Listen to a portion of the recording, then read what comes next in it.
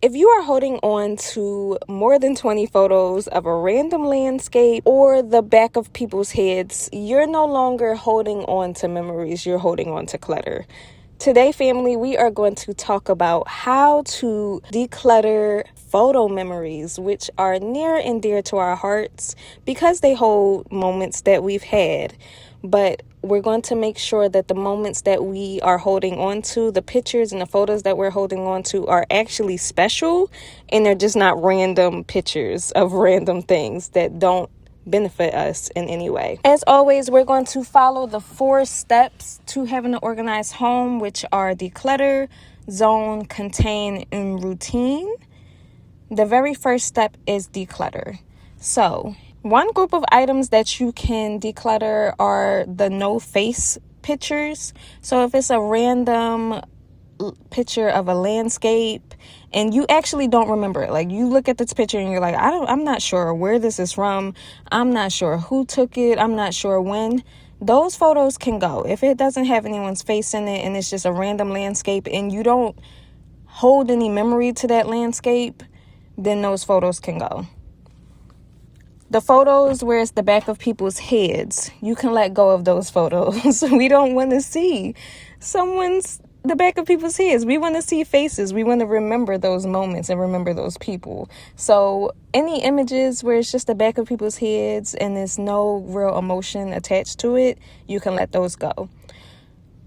Other photos that you can declutter are photos with bad lighting. So that's overexposure or it's too dark to even see what's going on in the photos. And the last thing that you can do is declutter photos where you don't actually know who is in the photo and none of your relatives know who is in the photo. So if you take the photo and you're like, Mom, who is in this photo? And they can't name at least 2 people. Say it's a group of 10 people and they can't name at least 2 people.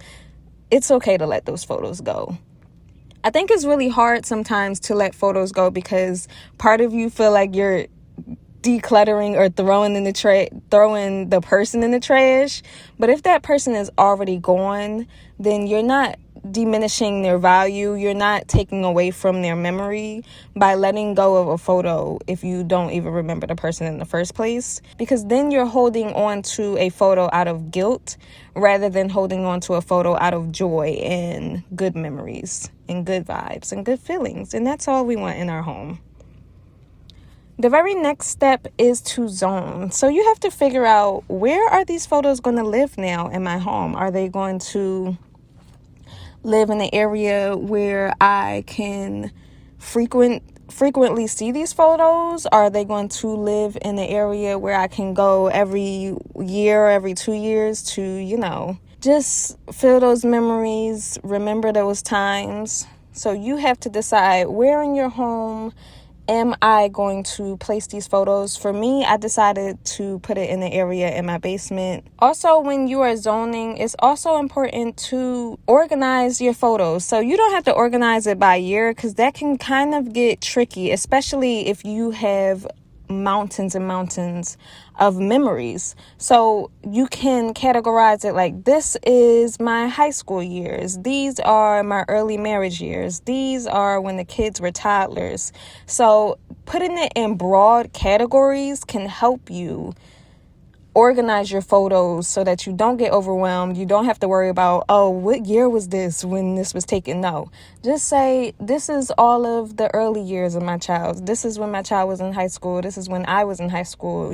Just organize it in broad categories so that you don't have to worry about figuring out the month and figuring out the year.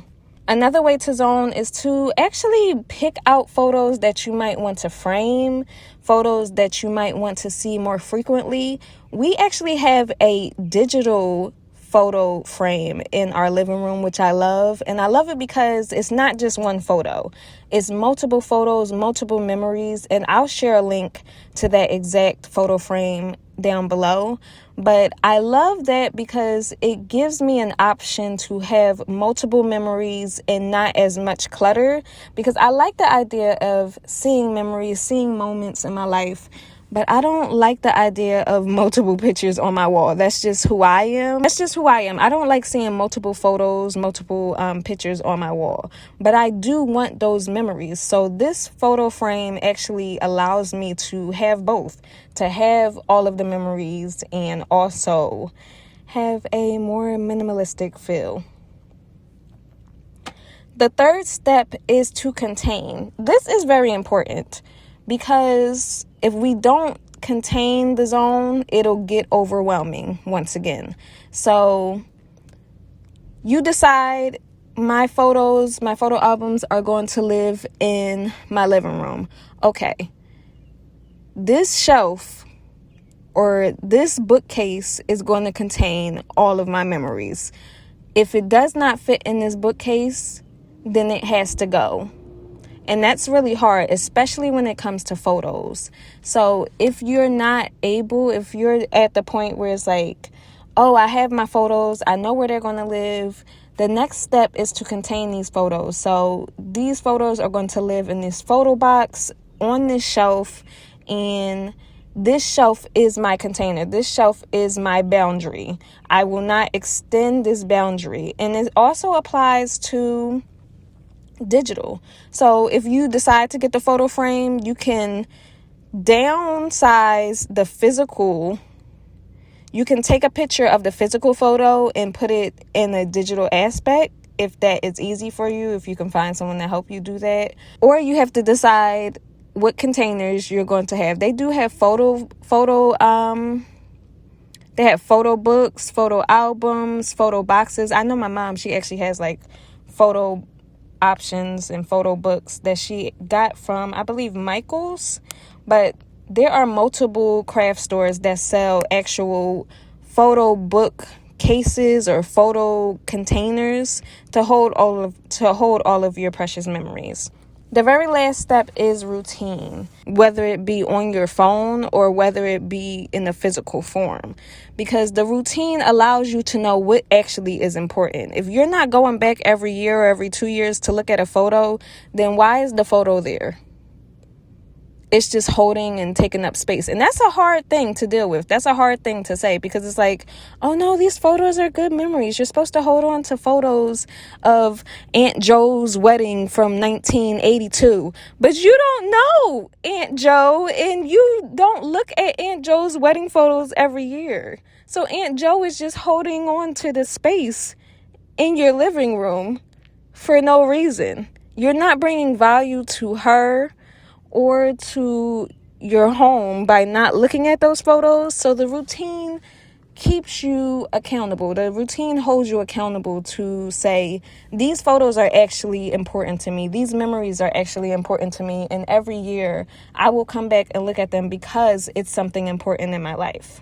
So I really hope that this helps. And I hope that when you look at these photos, they bring you so much joy and they bring you so much peace and you laugh and have fun. All right, you guys, I will see you for the next one. Peace.